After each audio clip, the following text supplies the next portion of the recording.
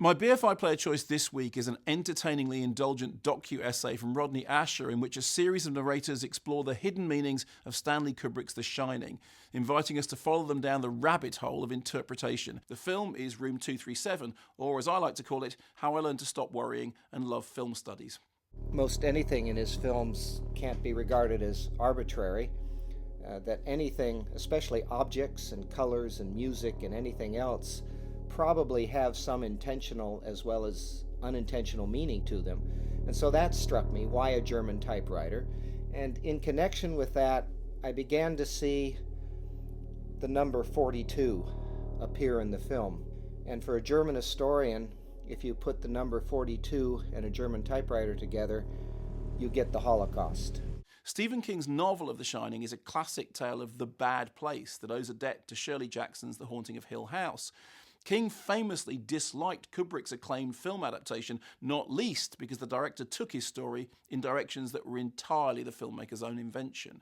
Enter the movie's most hardcore fans, for whom Kubrick's shocker is about everything, from the genocide of indigenous peoples to sexual repression, the Holocaust, numerology, mythology, and how Kubrick faked the moon landings.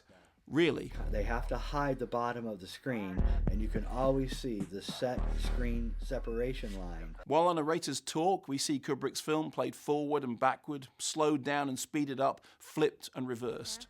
From designs on the carpet to labels on tinned food, from piles of suitcases to posters of supposed minotaurs, from Oedipus to Bruno Bettelheim, no alleged allusion is left uninvestigated. Now, some of it is ridiculous. Can we really see the face of Stanley Kubrick in those clouds, or Jack Nicholson with a Hitler moustache? But then, just when you're ready to dismiss the silliest stuff out of hand, Danny turns up in an Apollo jumper and you start to think, hang on, maybe there is something in this after all.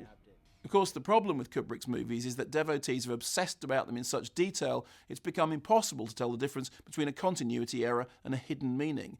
Yet if there's any truth in that old maxim that the best movies give to you what you bring to them, then The Shining is a masterpiece.